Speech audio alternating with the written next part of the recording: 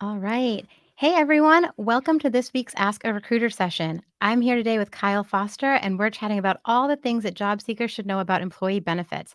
As always, we encourage you to ask questions, and we welcome you to join our free Slack community. You can find the link below. By joining our Slack community, you can access all sorts of great content and hang out with me and Kyle. Let's get started. Kyle, do you want to give a brief introduction to yourself and kick us off? Yeah, for sure. Thanks, Alison, for having me. So my name is Kyle Foster. I'm an account manager and scientific recruiter at Recruitomics Consulting. I've been with the company for about 3 years. I have a PhD in immunology from UMass Medical School, and since graduating in 2020, I've been working at Recruitomics, helping companies build their teams and really, hire the best talent within the biotech space. So, one thing that a lot of people overlook when they are looking for jobs and entertaining offers is how benefits can play into the decision making process. So, today we're going to be talking about a little bit about how the benefits kind of are structured at companies and some of the considerations you should have as you're thinking about joining a new company. One of the most common benefits, or sorry, the benefits that companies offer typically help with kind of a variety of things. Obviously, there are compensation benefits. There are also benefits that are more tuned into wellness and employee satisfaction in their role. Benefits shouldn't be viewed as simply a compensation component. They can be viewed as more, a retention tool and really ensuring that employees feel valued. And especially with the way that the world is going now, with more remote and hybrid working situations, there are many ways that benefits can factor into the decision making process when you're joining a new company. So health insurance benefits are arguably the most common and standard benefit that companies typically include as part of their employment packages. These plans can range in terms of how exactly they cover healthcare expenses. Some have plans that are company sponsored, others have stipends or other ways that they can help support health insurance premiums. Employers can either cover all or a portion of those expenses depending upon usually the size of the company and the maturity of the company, how they're able to financially support their employees. In addition, larger companies, sometimes smaller companies can contract out employee assistance programs. Larger companies might have their own internal employee assistance programs. These programs are to help any employees that are going through either personal or work challenges and can typically, help whether it be talk therapy or behavioral therapy or any other sort of training that can just make the situation a bit easier to go through. And those can be again provided by the employee or the employer directly, or it can be through a third party. An additional component, so oftentimes life insurance and disability insurance can either be included as part of the standard benefits packages or can be additional add-ons that may or may not come at an additional cost to the employee. These life insurance plans and disability insurance plans are important to consider. You never know what might happen down the line for you and your family, and it's definitely important to consider what your current situation is with regards to whether you have kids and what their needs might be, and really just taking into account all of the possibilities, what might happen, um, and how you can best set up yourself and your family for success as you're taking on a new position. Retirement plans is something that a lot of companies do offer. The flavor of retirement plans tends to be different depending upon the size of the company and the sector of the company. So, like for biotech, for example, retirement plans can be usually with kind of the 401k route. That's the most common since like the 1990s. 401ks and other tax advantage investment accounts have been the go-to. Employees can be offered a match from their employer. So this is typically a standard percentage of the employee's salary that the company will match up to. Not every company is able to offer a match, so these matches are definitely dependent upon, again, the company's financial stability, the company's size. Smaller startups typically have a harder time offering matches than larger companies, but that's not necessarily, a hard and fast rule. It's important to look into that though, because these matches really do add up. Just like with any investment account, the compounding interest effect, the more a company is able to invest in their employees and offer matches, the more those accounts can grow for their employees and really set them up for success as they get older and reach retirement age. In addition, there are many times additional assistance options available to employees in the form of a financial advisor. So some companies will either have their own or they'll go through a third party to offer assistance to employees who are looking for guidance when it comes to how to allocate their own money, where to put money for, for example, for a college savings account or, any other way to sort of manage their personal family finances. So definitely take advantage of those options if they are available to you, um, through through your employer. In terms of time off, so this is, I would say, a pretty standard benefit. At most companies, the majority of companies nowadays have either a flexible time off policy or what sometimes is known as unlimited time off, which really is a benefit that allows you to take time off as you see fit, as long as the company is in tune with what your needs are, what your projects and what your priorities are.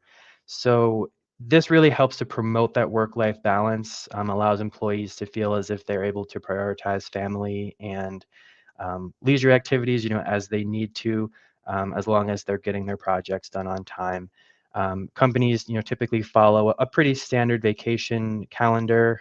This is oftentimes shared, during the interview process or later stages, and just make sure that you're aware of what the expectations are regarding vacation time, as well as sick leave. Sometimes sick leave is a separate component. Sometimes that can be kind of factored into any unlimited or flexible time off policy. And then there's obviously, the standard holiday. Some companies have a holiday shutdown, for example, as well. Just making sure you understand what those expectations are early on is definitely important so that there's no surprises there once you do join a company. So, in addition to a flexible time off policy, flexible working environments in general are becoming more common. Definitely since the COVID pandemic, a lot of the younger generations have definitely been emphasizing the importance of being able to work either remotely or work in a hybrid situation, assuming the job permits that type of an arrangement. These arrangements are definitely, make it easier for employees to deal with family situations, to raise a family, and to just better manage their home life and their work life, and make sure that there's not necessarily a competition there when it comes to a person's time. The different ways that companies can offer assistance in this area can be flexible hours, so maybe not 9 to 5. Maybe you log on earlier in the morning, you take a break if you need to and work later in the evening, or you space your time out throughout the day. You can also work remotely, like I mentioned. So some companies will either allow you to work remotely 100% of the time or maybe a couple days a week. In addition to that, there's also some situations where companies can allow you to have a compressed work week. So maybe you'll work multiple 10-hour days and then have a day off, for example, or some combination of that. So it's very important, if this is a priority for you, to go into any interview with the expectation that the company is going to have their needs, you have your priorities. Make sure that you're aligned early on in the process so the company is aware of what you're looking for, and then make sure that you obviously understand what the company is looking for. Some jobs have a bit more flexibility and allow for this type of a situation where you can work remotely. Other jobs, just because of the nature of the role, don't have that same luxury. So it's important to make sure that you are looking for jobs that obviously align with what your personal priorities are. And then just make sure that as you go through the process, you discuss that with the hiring team so that they understand what your needs are as well. This is something that can vary state to state. So parental and family leave can be either a combination of a benefit offered by an employer or can be a combination sometimes between an employer and the state which the company is in. So this can include maternity and paternity leave, as well as additional support when it comes to raising a child, such as daycare, or extended parental leave in the case of any complications or anything that would require a bit more time away from work. um, Family leave is typically more for like bereavement and sometimes some other situations that require you to step away to take care of family, whereas parental leave is obviously in the case of having a child. Many states are standardizing parental leave and family leave as part of a kind of a general contract that you have that companies will pay into, and then you'll be allotted a certain amount of time at a specific pay percentage of your salary that you'll get for several weeks or months in these situations, and that will come directly from the state in some cases. Other companies, if they reside in states that don't have a statewide plan, then the company themselves will oftentimes offer their own incentives to their employees. It's important to know before you anticipate having to utilize any of these options what the specific situation is within the state that you reside in. In the case of certain states, you have to apply a certain amount of time before you need to use the benefit. If you're going through your company, obviously pull in HR and ask any questions that you might have. And then it's important as you're taking on a new position to keep in mind whether the company has these benefits available to you, especially if you're at the age where you might need to utilize either the parental leave or the family leave or both. These can definitely have a big impact on family finances as you're navigating these challenging times. So making sure that you're aware of what those benefits are, how to utilize them, what the timelines are, allow you to better plan out what your finances might look like during any of these family situations. Tuition reimbursement. So this is a common benefit for a lot of larger companies. However, smaller companies are definitely following suit as of late. And this allows companies to support financial or educational and professional development opportunities, and really is a way for companies to invest in their employees. So this allows companies to really push their employees to further develop their skill sets and make that employee not only better at maybe their specific skills that are required for the job that they're currently in, but develop them in general. And this can definitely help, especially within the science community, as folks maybe want to switch and take on a more business development route or enhance their skill set as it relates to commercialization or product development or product management.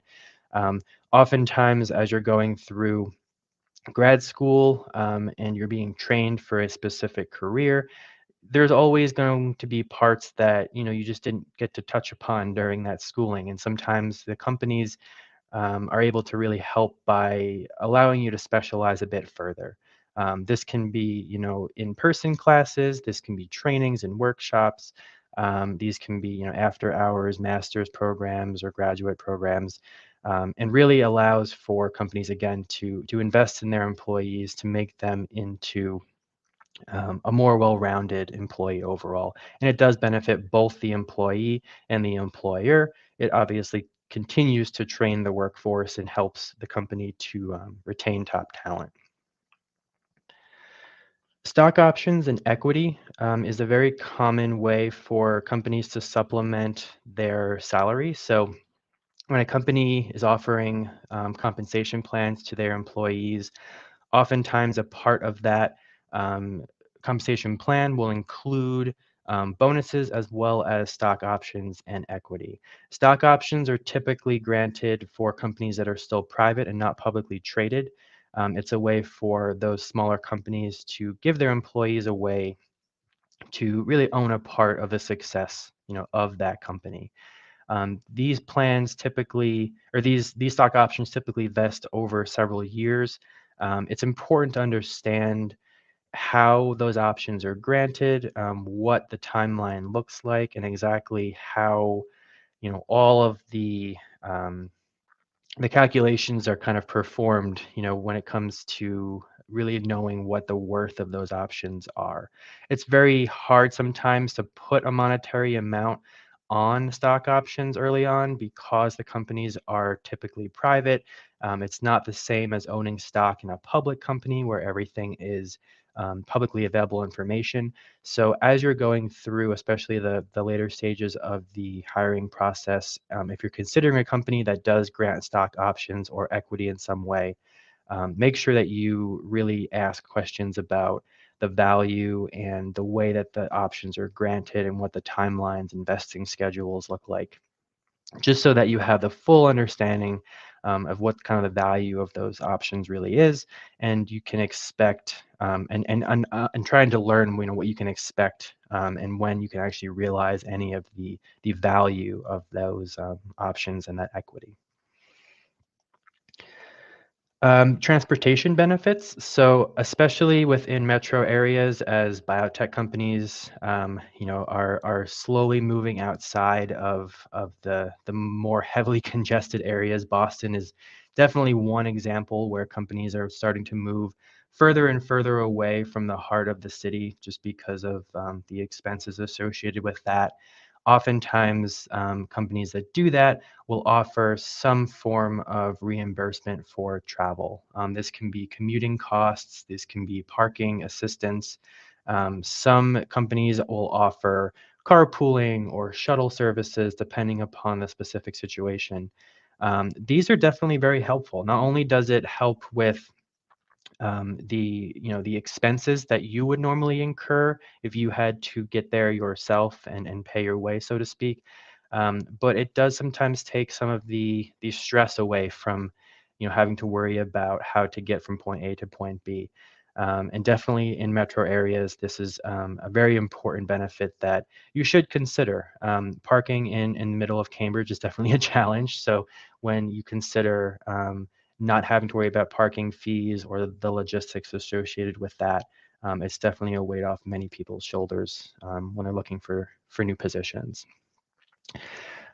Relocation assistance is something that doesn't apply to everybody, but if you definitely, are considering moving, especially farther, like across the country, relocation assistance is a very beneficial perk that you should consider and should ask questions about during your interview process. It's definitely a very expensive process to relocate, depending on how far you're going. And biotech companies and other technology companies will oftentimes be willing to help pay for some of those expenses. Usually, it comes down to helping to cover the immediate relocation expenses like gas, mileage, the moving expenses. Some companies can help with things like temporary housing and other expenses associated with you looking for a new place to live or rent. Um, there are usually a lot of conditions around what can and cannot be included within this benefit. So, if relocating is something that you are considering and relocation assistance is a benefit that is being offered, it's very important for you to ask all the questions about what is covered, what is not, so that you have all the information that you need to make the best decision for you and your family, and to make sure that the expenses that you're incurring are, mostly covered. And companies are usually very willing to kind of work with you on that. You just have to ask, the right questions to make sure that you get the answers that you and your family need. Professional development opportunities is something that a lot of companies will offer either internally, or sometimes they can even have external ways to kind of foster this. So, training workshops, these can be job specific, company specific, sector specific. These can include many different sort of flavors, whether it be more technical in nature. If you're in the sciences, they can be more leadership oriented or management oriented. And then there's also attending conferences. So a lot of the times within, especially the biotech sector, conferences are a way to really share, the knowledge that's being gained from either industry or academic partners, and can really help to further develop employees' understanding of the field that they're in. A lot of companies will invest, heavily in really getting their employees involved in these conferences, whether they're attending, whether they're presenting. And these are really a way not only to get the company out there, but also a way for the employees to further be involved in what is happening within their specific field, and giving them some more resources to do better in their current role and to be more confident in their current position. Bonuses and incentives. So a lot of the times companies will offer bonuses as part of a standard compensation package. However, there are other situations where certain project or milestones can be reached that can also result in additional incentives or bonuses.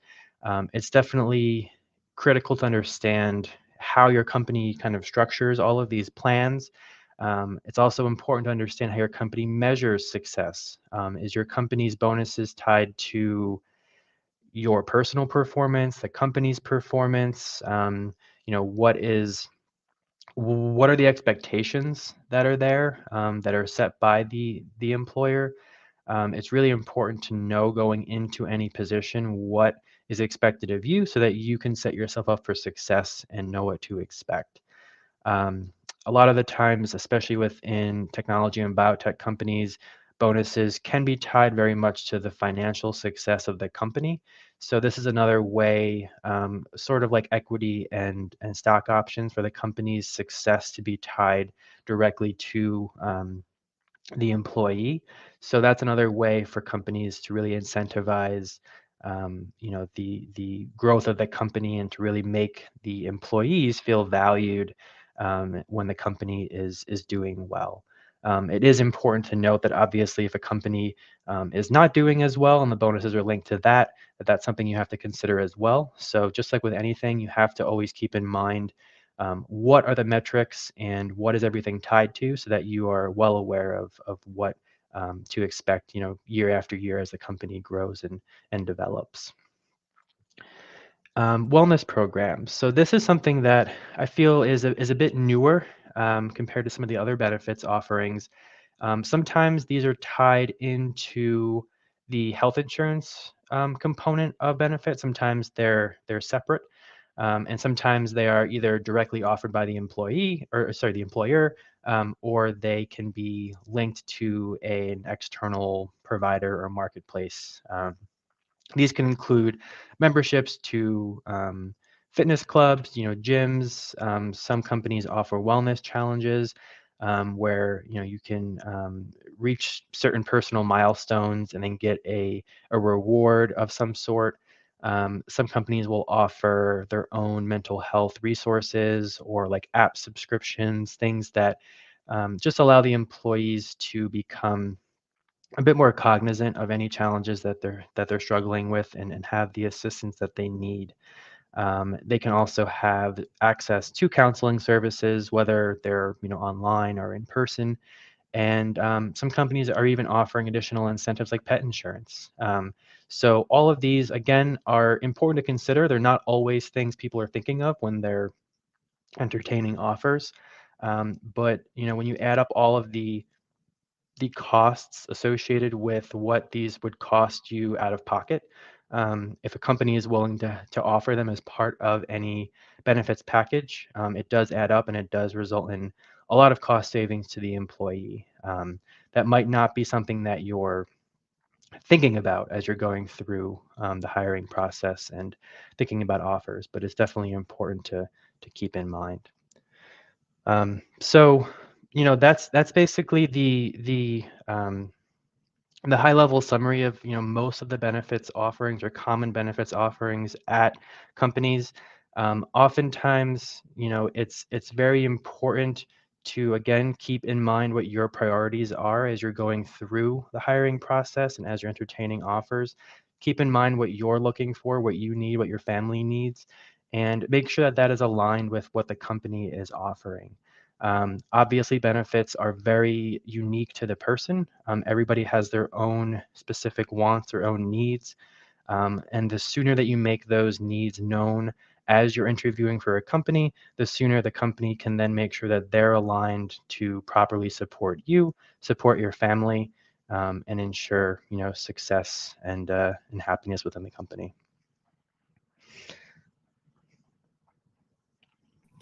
Kyle, that was awesome. Thank you so much. That was such a comprehensive overview.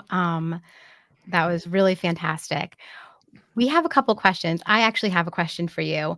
Um, you do a lot of offers, you work with a lot of companies and see a lot of different benefit packages. My first question is, have you ever come across a benefit that's really unique? Like just something that's really outside the scope of what you see in a normal offer?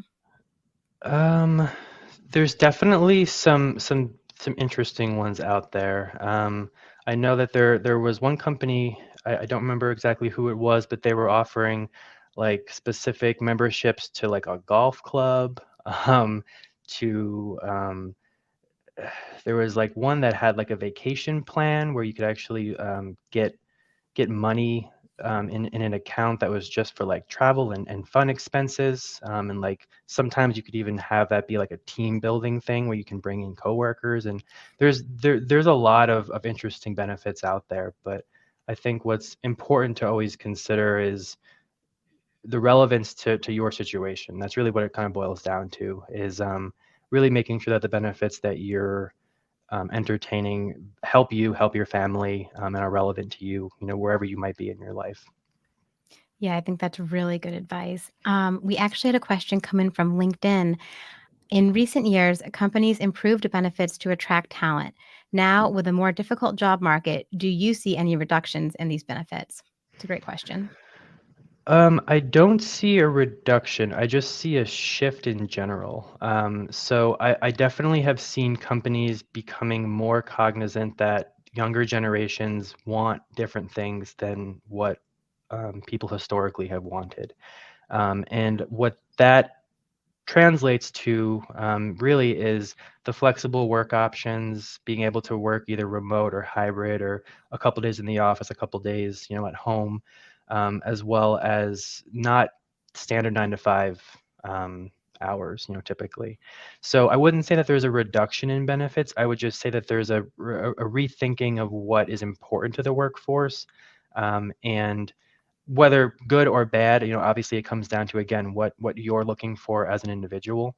But I think that we do have to constantly adjust benefits to the situation, both like the economy as a whole, and what different generations value. And that's really something that is still being modified after COVID. COVID definitely pushed a lot of things to change.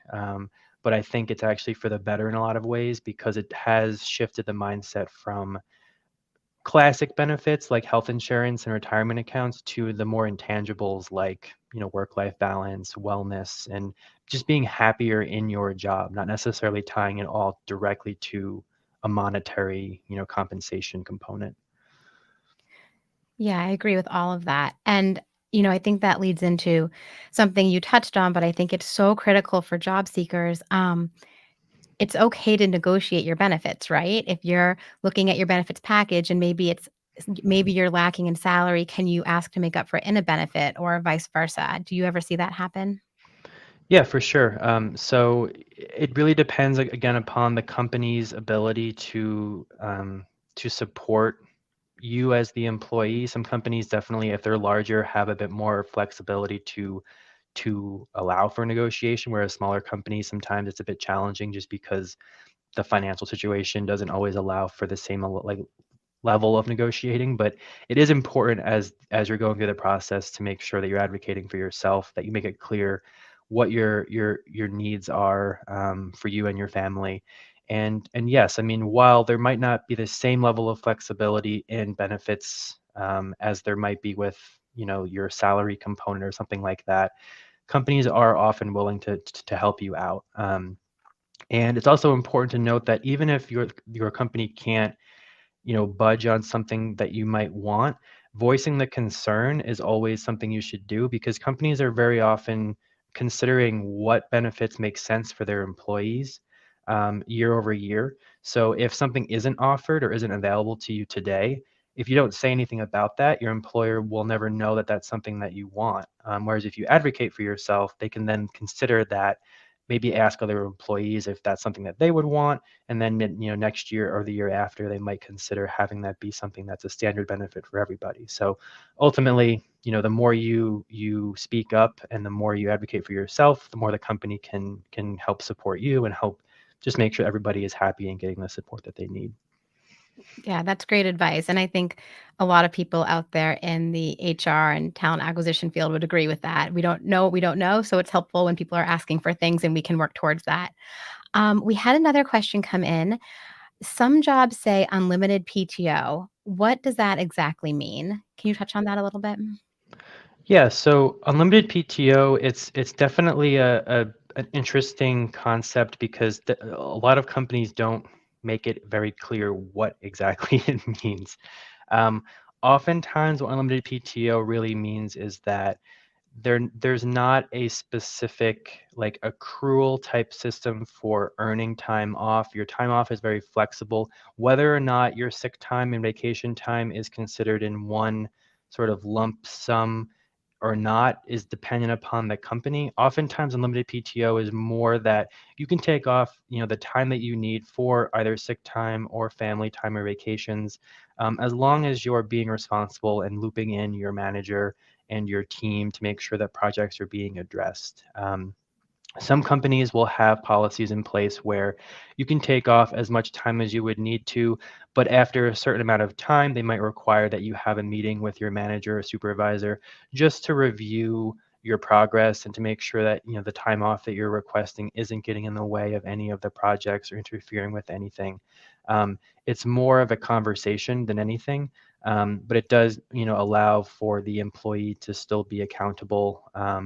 And makes the company and the employee align so that someone isn't taking so much time off that it's actually starting to inhibit the company's growth and success. So it's important as you get offered unlimited PTO that you talk with your HR rep or whoever is overseeing those benefits to understand the limitations that might exist, and what the company really sort of sees that as meaning. What I have actually seen unlimited PTO being changed to is flexible time off, which is a different way of saying unlimited PTO.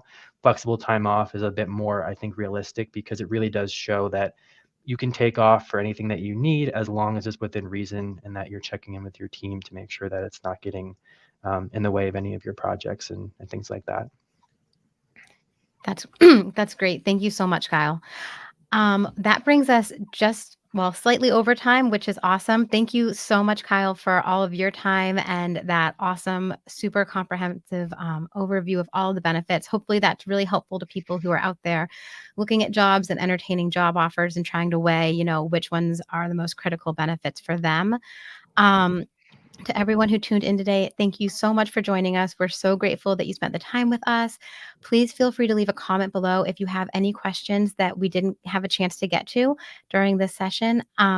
Additionally, please feel free to jump into our free Slack community. We'll drop the link below and you can always ask your questions there. Kyle and I will be in there hanging out, and there's lots of other recruiters also hanging out in the collaboratory Slack room who are happy to answer any of your questions. So thank you so much for your time today, and we'll look forward to seeing you next week for our next can't talk today, our next Ask a Recruiter event. Thank you. Thanks, Allison.